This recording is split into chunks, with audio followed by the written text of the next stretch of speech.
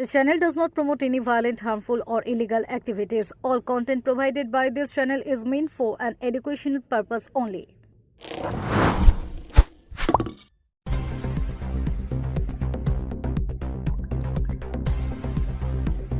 চুঁচুড়া রাজনীতিতে অবশেষে জল্পনার অবসান।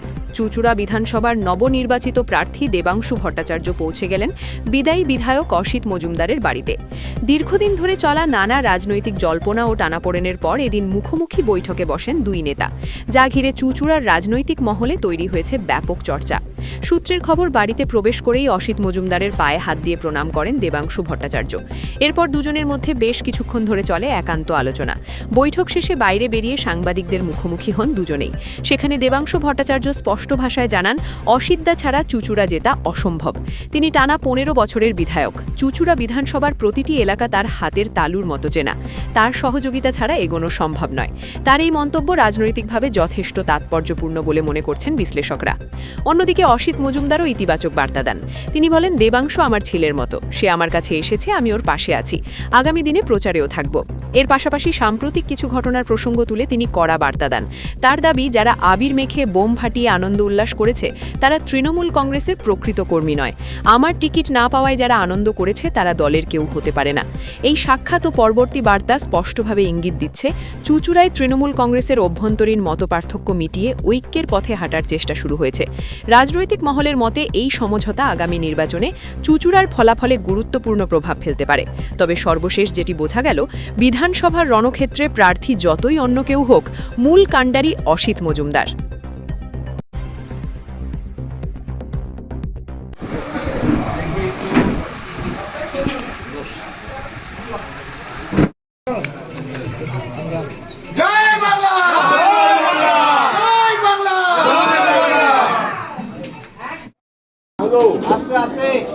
না, আলোচনা বলতে বিশেষ করে অসিতদার সাথে আমার বহু পুরনো পরিচয়। অসিতদার আমন্ত্রণে বহুবার চুঁচুড়াতে এসেছি, মিটিং করেছি। তো স্বাভাবিকভাবেই দাদার সঙ্গে রাজনৈতিক কথাই হবে এবং বিশেষ করে তার থেকে সাজেশন নিয়েছি এবং কিভাবে চলা উচিত, কিভাবে প্রচার করা উচিত, কারণ তিনি যেভাবে হাতের তালুর মতো চুঁচুড়াকে চেনেন সেভাবে আর কেউ চেনেন না। দাদার থেকে সাজেশন নিয়েছি, দাদা আমাকে অনেক সাজেশন দিয়েছেন, সেই সমস্ত সাজেশন আমি নোট করেছি। আমি এটাও বলেছি আমি দুদিন পরে আবার আসবো, দাদা ততদিন একটু সাজিয়ে রাখবেন, আমি দরকার হলে ডায়েরিতে সবটা নোট করব, করে নিয়ে যাব। অসিতদা আশীর্বাদ করেছেন, অসিতদা বলেছেন পাশে আছেন আমার, এবং অসিতদা তো দলের দীর্ঘদিনের সৈনিক, দলের খারাপ সময়ের সঙ্গী, দলের ভালো সময়ে সংগঠনকে গুছিয়েছেন, দলের খারাপ সময় গুন্ডা বদমাইশদের সাথে লড়াই করেছেন, চুঁচুড়া শহরকে সাজিয়েছেন নিজের মতো করে। 2021-এর বিধানসভা নির্বাচনে যেভাবে বিজেপির গুন্ডারা তাকে প্রায় আক্রমণ করেছিল, যেভাবে তাকে ঘিরে ধরেছিল, সেই সমস্ত জায়গা থেকে দাঁড়িয়ে উনি লাইফ রিস্ক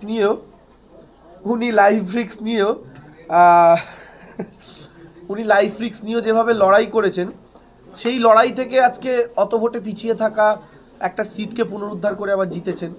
ফলে তার রাজনৈতিক যে প্রজ্ঞা, সেই প্রজ্ঞাকে প্রণাম করতে আসা, সাজেশন নিতে আসা।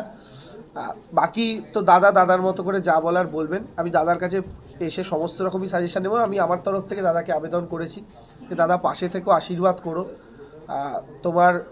এবং দাদা প্রায়ই, আমি যখন হসপিটালাইজড হয়েছিলাম অসুস্থ হয়ে, পশ্চিমবাংলার কটা বিধায়ক আমায় ফোন করেছিলেন আমি বলতে পারবো না, কিন্তু তার মধ্যে অসিতদাও ছিলেন, তিনি ফোন করেছিলেন আমাকে, আমার মনে আছে। ভালো সময় দাদা যেমন যোগাযোগ করেছেন, খারাপ সময়ও দাদা যোগাযোগ করেছেন। এই মুহূর্তে যারা এখানে কেউ যদি মুহূর্তে ফোন করছেন, আমি তাকে বলছি নাম নিচ্ছি না, দয়া করে ফোন করবেন না, দাদা এখন লাইভ করছে এবং আমি জানি আপনারা দেখছেন যদি লাইভে কেউ থেকে থাকেন। তো আমি বলছি দাদা আশীর্বাদ করেছেন আমাকে, বাকিটা দাদার মতো করে বলবেন। এবং দাদার আশীর্বাদ, অসিতদার সহযোগিতা ছাড়া আমি চুঁচুড়ায় এক পাও চলতে পারবো না। তো দাদার থেকে সেই জন্য আমার আশীর্বাদ নিতে আসা, এবং দাদা আমাকে আশীর্বাদ করে বলেছেন যে তোর জন্য যতটুকু যা করার আমি সেটা তোর জন্য করব।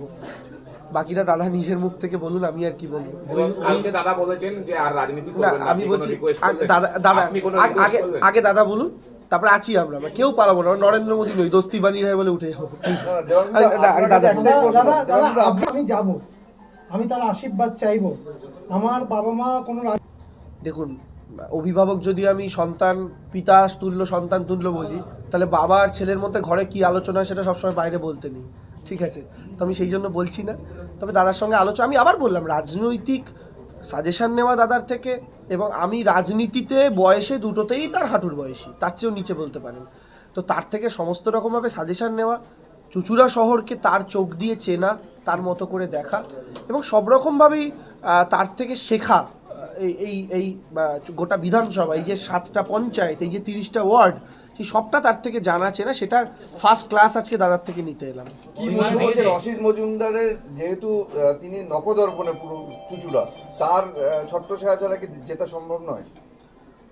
আমার মনে হয় বাকিটা দাদা বলুন, তারপরে আমি যা বলার বলছি। সমস্ত প্রার্থীরা তো আজকে প্রচারে নেমে গেছে, কেউ দেয়াল লিখছে, কেউ জনসংযোগে ব্যস্ত, আপনি তো ঘর গোছাচ্ছেন, সেই কারণে কি বলবেন? না তো প্রথম কথা হচ্ছে, তৃণমূল কংগ্রেস এমন একটা ঘর, তৃণমূল কংগ্রেসের ঘরটা গোছানোই।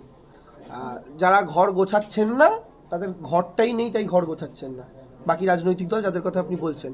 আর আমি একটা কথা বলি, আবার বলছি, অসিতদা যে জায়গা থেকে আগের কয়েকটা দিন যে কথাগুলো বলেছেন, এই অভিমান হওয়াটা তো অস্বাভাবিক কিছু নয়।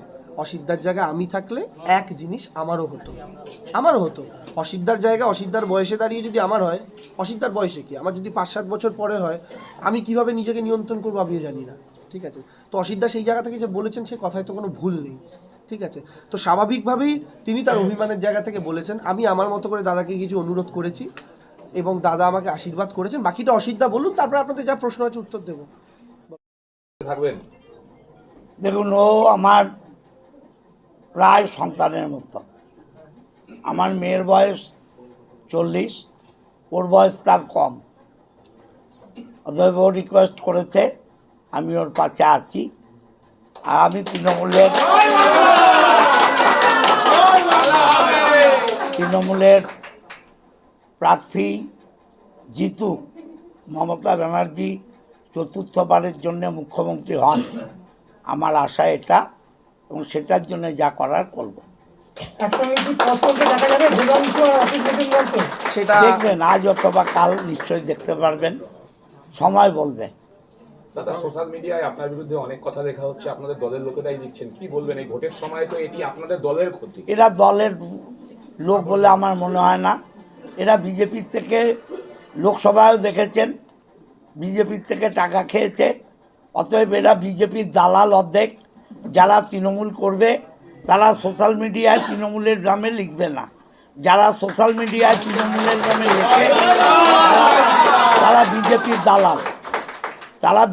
দালাল, এই বিজেপির দালালদের নিয়ে আমি কিছু বলতে চাই না। সেগুলো যা বলার আমি দেবাংশুকে বলেছি।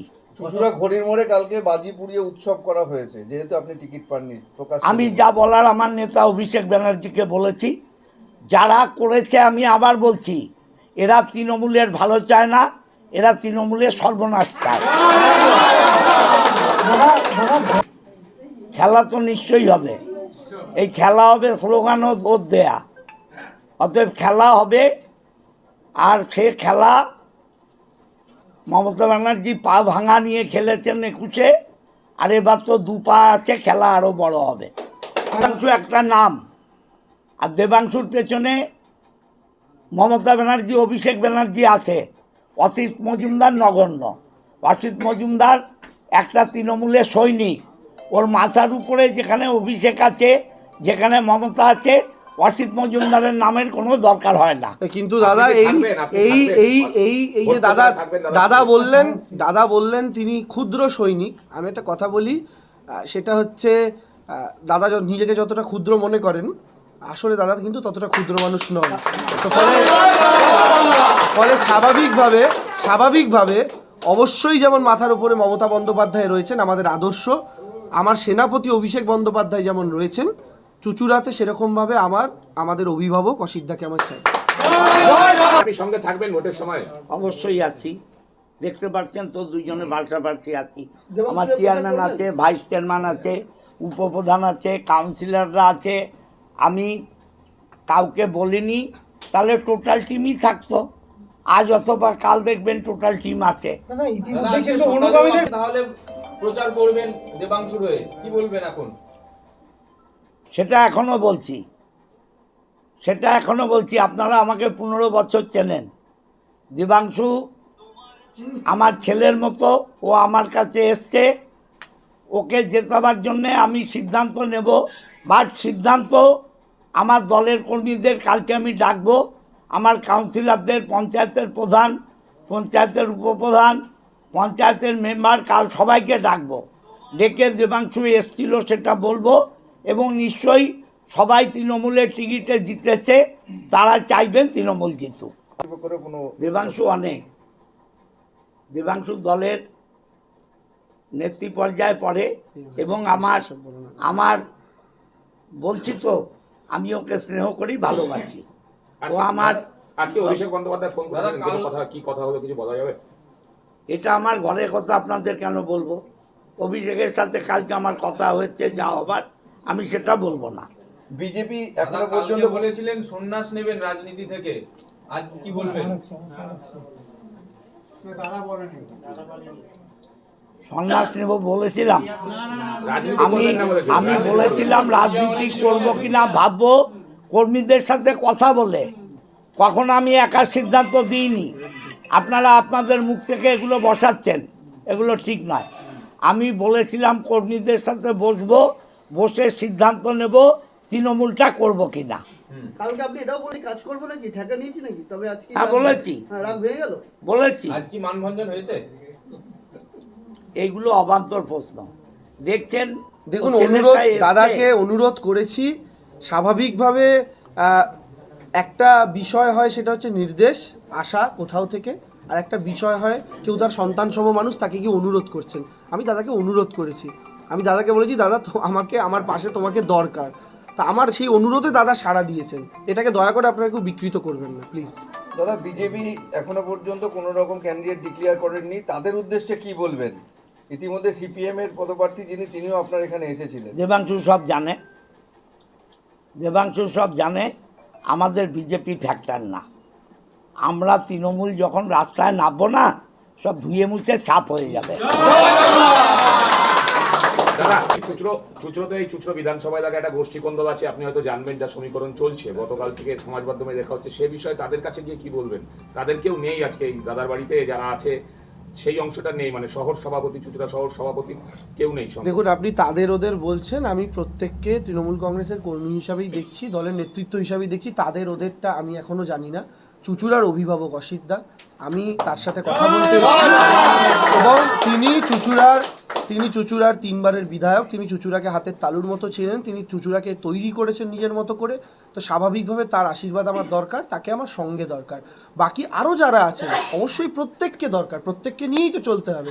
কিন্তু আপনারা এই যে গোষ্ঠীদ্বন্দ্বের কথা বলেন না, আমি আগেও বলেছি, আমি আবার বলছি, এই ট্রেনের একটা কম্পার্টমেন্টের সাথে একটা কম্পার্টমেন্টে যদি ঠোকাঠুকিও থাকে কোনো প্রবলেম নেই, কারণ এই গোটা ট্রেনের ইঞ্জিন একটাই, তার নাম মমতা ব্যানার্জি। ইঞ্জিন হাওড়া গেলে ট্রেন হাওড়া যাবে। তা আমি আপনাকে এটাই বলছি যে আমাদের দলে প্রত্যেকে আলটিমেটলি ওই মানুষটার ছবির দিকে তাকিয়ে, বিধানসভা নির্বাচন তো তাকে মুখ্যমন্ত্রী বানানোর নির্বাচন। যদি আর কারোর, দেখুন আমি কালকে এসেছি, আমি সত্যি অসিদ্ধা বাদ দিয়ে এখানে কাউকে এখনও চিনি না। আমার প্রত্যেকের সাথে পরিচয় হচ্ছে, প্রত্যেকে আসছেন, হাত মেলাচ্ছেন, পরিচয় করছেন, আমিও তাদের সাথে পরিচয় করছি। আজকে অসিদ্ধা যেমন অনেকের সাথে আমি পরিচয় করে দিলেন, আমার চেয়ারম্যান সাহেবের সাথে পরিচয় হলো, ভাইস চেয়ারম্যানের সাথে পরিচয় হলো, আমার ব্লক প্রেসিডেন্টের সাথে একজন পরিচয় হলো। তো স্বাভাবিকভাবে পরিচিতি পর্বটাই এখনও চলছে। ফলে আমরা ওরার প্রশ্নটা আমি এখনই উত্তর দেওয়ার জায়গায় সত্যি নেই। আমরা প্রত্যেকে একটাই দল এবং সকলে মিলে আমরা একসাথে, আমি আবার বলছি, চুচুড়া তৃণমূল কংগ্রেস জিতবে। হুগলির 18টার মধ্যে তৃণমূল কংগ্রেস 16 থেকে 17টার ওপর বিধানসভা এবার জিতবে। পশ্চিমবঙ্গে তৃণমূল কংগ্রেস এবার 230-এর ওপর বিধানসভা জিতবে। এটা আমাদের বিশ্বাস এবং এই প্রতিজ্ঞা নিয়ে আমরা লড়াই করছি। নিশ্চয়ই দেখা যাবে, কেন দেখা যাবে না? সবাইকেই দেখা যাবে। সবাই তো একজনকেই মুখ্যমন্ত্রী বানানোর জন্য আমরা লড়াই করছি, কেন দেখা যাবে না? আপনি এসছেন কিছুক্ষণ আগে, ফর্ট ব্লকে যিনি প্রার্থী তিনি এসছেন, কোথাও কি চুচুড়া অসিত মহন্তার ফ্যাক্টর দাঁড়াচ্ছে? তো অবশ্যই অসিদ্ধার সিনিয়র মানুষ, তার থেকে তো আশীর্বাদ নিতে সবাই আসবেন। আবার অসিদ্ধার কাছে ফরওয়ার্ড ব্লকের প্রার্থী যিনি এসেছিলেন দেখা করতে, তার সাথে যখন দেখা করে বেরোচ্ছেন, আমার সাথে যখন তার দেখা হলো, আমিও তাকে প্রণাম করে তাকে শুভেচ্ছা জানিয়েছি আগামী দিনে লড়াই করার জন্য। তো স্বাভাবিকভাবে তিনি আমার সিনিয়র, আমি তাকে প্রণাম করেছি, আমি অসিতদাকেও প্রণাম করেছি, তার সিনিয়র অসিতদা তিনি এসে দেখা করে গেছেন। এটাই তো কালচার, এবং চুচুড়ার বিশেষত্ব তো এখানেই তো চুচুড়া সবার থেকে আলাদা। লোকসভা নিরিখে এই বিধানসভা তো হার ছিল, কি বলবো? 2019-এ ডবল হার ছিল, ওটা পেরিয়ে আমরা তার ডবল ভোটে জিতেছিলাম। তো এইবার তো অনেক কম। রচনা ব্যানার্জি হ্যাঁ, তার সাথে আগে কমিউনিকেট হয়েছিল। আমি খুব শীঘ্রই সবাইকে মিলেই প্রোগ্রামে আপনারা দেখতে পাবেন। কাল থেকে কি প্রথম তো পরিচিতি পর্ব চলছে সকলের সঙ্গে, এবং আমাদের দলীয় স্ট্র্যাটেজিক্যাল কিছু বিষয় থাকে, সেগুলো নিজেদের মতো করে সাজিয়ে নিয়ে পূর্ণতম প্রচারে নামা। বাকি প্রচার তো আমাদের চলছেই সারা। দেখুন 365 দিন তৃণমূল কংগ্রেস রাস্তায় আছে, নতুন করে প্রচারের ব্যাপার নেই। আর দেবাংশুর নাম কাউকে চেনাতে হবে না, দেবাংশু ব্যক্তিটার মুখ কাউকে চেনাতে হবে না, ঘর গোছতে দিন, দেখবেন সব ঠিক হয়ে গেছে। আপনার অনুগামীদের সমস্ত কর্মীরা রাস্তায় নামবে, তৃণমূল কংগ্রেসকে জেতাবে, দেবাংশুকে, এবং চতুর্থবারের জন্যে মমতা ব্যানার্জিকে মুখ্যমন্ত্রী বানাতে আমরা দৃঢ় প্রতিজ্ঞ। আমাদের পাশে থাকতে সাবস্ক্রাইব করুন আমাদের ইউটিউব চ্যানেলটি ও ফলো করুন আমাদের ফেসবুক পেজটি। লাইক, শেয়ার ও কমেন্ট করতে ভুলবেন না। কলকাতা মিরর, পাশে থাকে, পাশে রাখে।